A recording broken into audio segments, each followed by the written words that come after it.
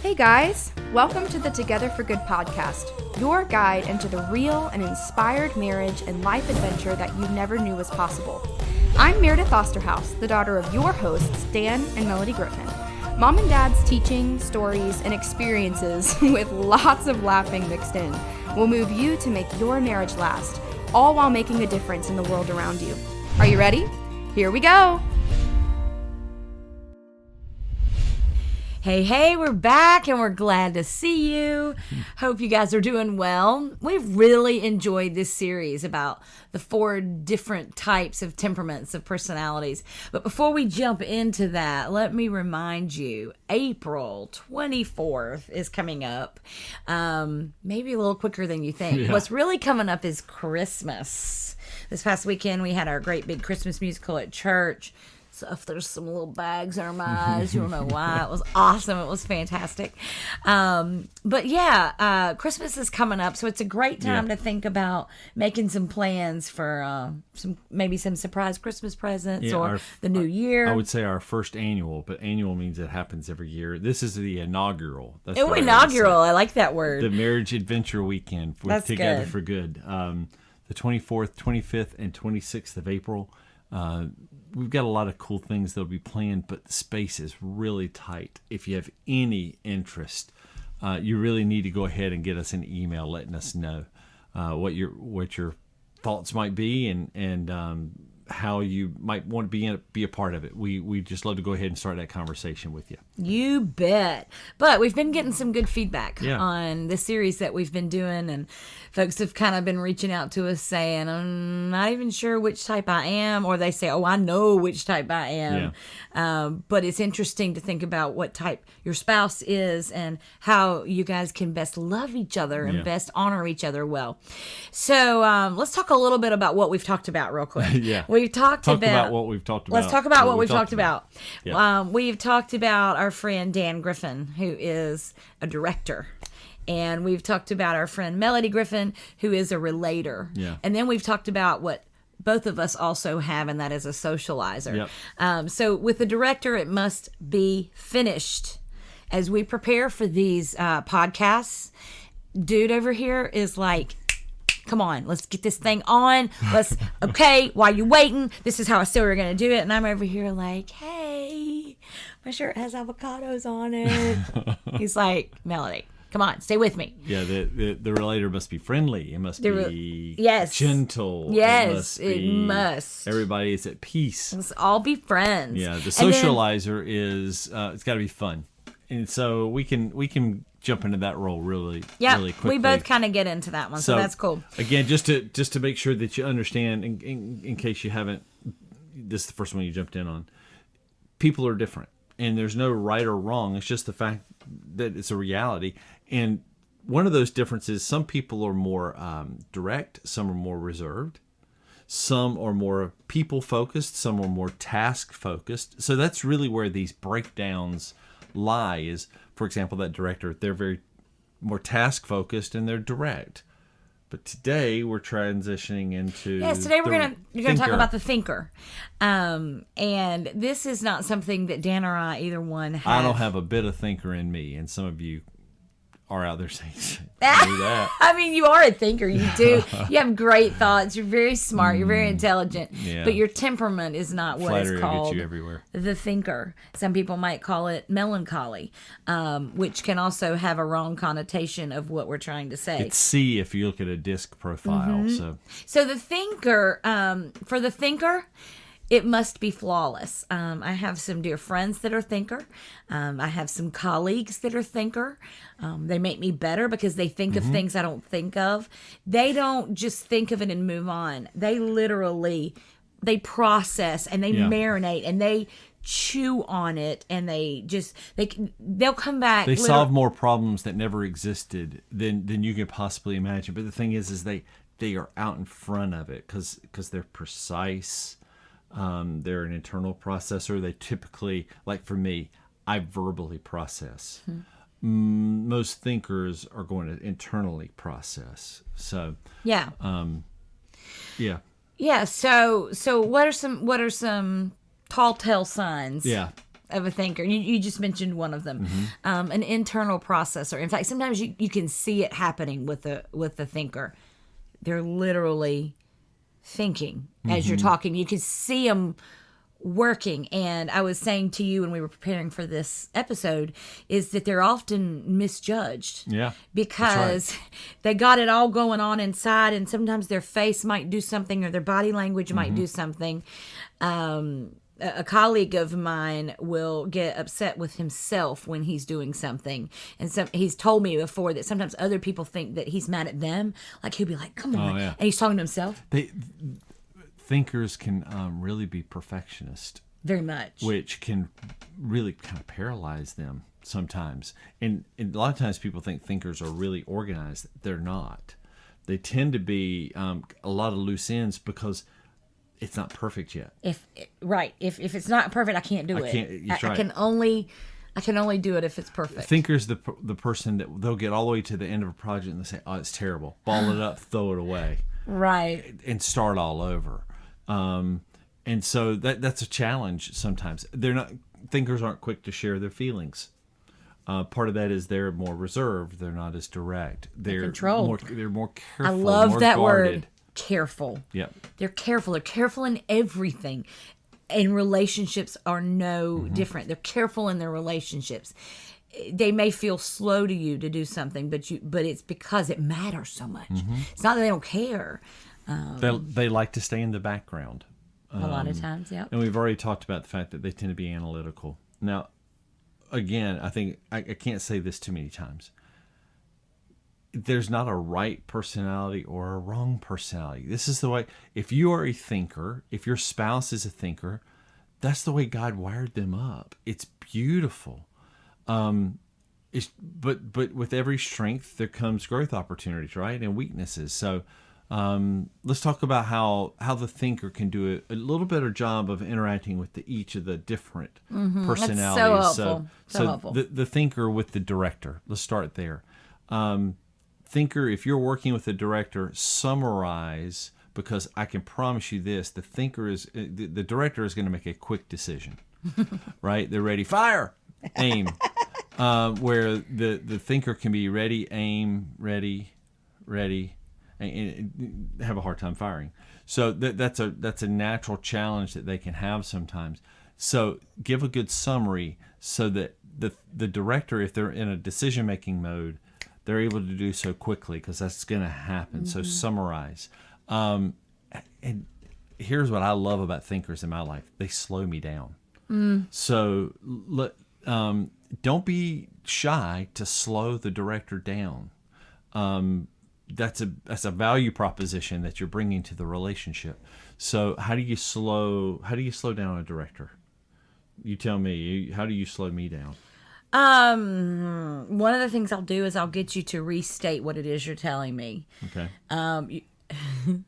You're ready. She told herself a joke at my expense.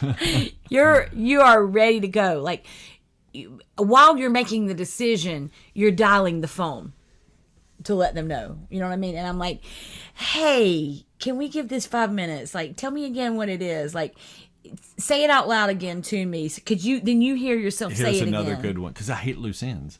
Here's another one. Can this wait till tomorrow? Does this have to be done right now? By the way, sometimes it's got to be done right now. No, it does, exactly. But that's a great question to cause me to slow down. But if the stakes are high and it's something that could cause consequences, so that would be hard to undo. Then I love that. Can I wait till tomorrow? That's really good. So what about the thinker with the socializer? This is the most difficult because they're the most separated, right? On both axes. Yeah, I've seen the thinkers look at the socializer and just be kind of like, I don't get you. Why are you so happy? Yeah. You need to stop all that. Yeah. So here's what I'm going to encourage you as a thinker with the socializer: enjoy the ride, enjoy the fun, let them be fully who they are, knowing that they're going to have to come back. and then we can get back to this, whatever it is that we got to deal with, right? But enjoy the ride. Allow them to bring the lightness and the levity. I think that's really helpful. Because it kind of takes some of the pressure off of you, thinker. You don't feel like, oh my gosh, I don't want to have to carry this thing. I don't have to carry this party. Okay, well then let them fully be who they are and do that. It takes some of the pressure off of you so that you can do the fun research that you love doing. Which you're great at it. And this is where you can hold them accountable. And when I say to hold them accountable, I'm not talking about like a school marm, looking for an excuse to whack you on the knuckles with the ruler. That's not what I'm talking about. I'm really talking about you can really challenge the socializer. When you said this, I heard that, and I'm not sure that's really what you were wanting to say, because sometimes, this is a secret, socializers make stuff up. It either happened that way, or it could have happened that way. They will take liberty with the facts. And so there are times you gotta reel them in, because they can do themselves and their teams a lot. So I said, whoa, check that, man. Because thinkers love boundaries. Right. They love bumper guards, and that's great. It's really good for people that don't have them. If you do it not from a school marm mentality, right, but from a peer. Hey, listen, man, I just want to have you and your best interest in mind. It's good. Fact checking them. Let's say they're turning in a report or something like that. You may have data and research that can really make it pop even more. So that's where and from a true marriage standpoint, where this is really going to rear its head is in when you're talking about budget. Am I right? Don't you think that the thinker going to be like, hey, I got some spreadsheet. What we're going to do on our date tonight? Oh, I brought some spreadsheets along. Let's talk about what we did in this month. And so the research. And by the way, socializer, good. Let them. Right. Let them. Say, this is your thing. Absolutely. Thank you for taking the time to do that. And fall in line. Say, allow them to hold you accountable. Say, you know what? This is not my strength. Yep. I need you to help me in this area. Imagine saying that to your spouse. Yeah. Can you imagine? I need you to help me in this area. That would go a long way toward that respect. It's good. The thinker with the relator. Remember, both of these are more reserved. Slower processors. Yeah, slower pace. But the relator is going to be more people focused. The thinker is going to be more task focused.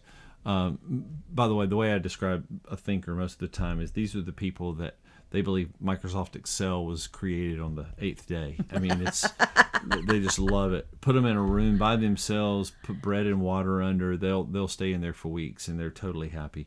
I wonder how long it would take for me to die. Maybe just a few hours. Mm-hmm. It wouldn't be long. I would break out in a rash at the very least. At the least. Yeah, but these, you need those folks that are going to be so task focused that they're just driven. Yes, so important. Thank God for them. Yeah, I could go on with that for a while, but I'll spare you from that. The thinker with the relator. Let the relator help you, thinker, and what I mean by that is on the relationship side. If you'll remember when we described the relator, they are like, that person that just makes you feel at ease right out of the gate. So sometimes thinker, like Melodie described, that they're misunderstood. It's misinterpreted. So let that relator help you shave off maybe some of those relational sharp edges, and be an advocate for you, and then partner with them. They can really help you to accomplish what your goals are, what you're really setting out to do. Unless what you do is nothing but solo, and obviously in no marriage are you solo. That's not a thing, yeah. Let that relator be a partner for you. Let them help you in that. Yeah, and one of the things I want to say before we close up is, if you are a thinker and are more reserved, please don't assume that others know what you're thinking and what you're feeling. In your marriage, you're going to need to say some things that you think should just go without being said. And so I want you to pray this week about asking God to help you know when you should speak. That you say, well, of course my partner knows I love them. They probably like to hear it. Well, of course they know I didn't mean anything by that. I'd say spell it out. I'd say, we need to talk about this. Or if you're the partner of a thinker and you're thinking, I just don't know. I don't know where I stand. Slow down long enough to let them talk. Let them engage. But knowing who you are and how you were made really leads to freedom. It really does. It's really does. Awesome. Together for good is not easy. Building a marriage that lasts forever. We should call it Together for Hard. Yeah. Am I right? Yeah. You laughed really hard at that because you know what kind of a week we've It's been a long week today. Welcome to Together for Hard. Yeah, but with that, it's hard. So as you lean into it and you start giving your spouse what they need based upon who they are, you're just going to watch them come alive, and in turn, your marriage benefit as a result. So thanks for the time. We are so grateful for your trust in allowing us to kind of enter your life through our podcast, through Together for Good. We look forward to staying in touch. Until next time. We are Together for Good. So this week's show may be over, but the work has just begun. Be sure to check out the great resources and references mentioned in today's show in the show notes at wearetogetherforgood.com/podcast. It is also super easy to subscribe to the show so you never miss an episode. Hey, if this podcast has been an encouragement to you in your marriage and life journey, please let the people in your world know. Help us spread the word about the Together for Good adventure by following us on our Facebook and Instagram pages. This would go a long way to help get the word out. Don't forget to check out our website, wearetogetherforgood.com, for free resources, archived podcast episodes, and other ways you can experience a life and marriage that is together for good.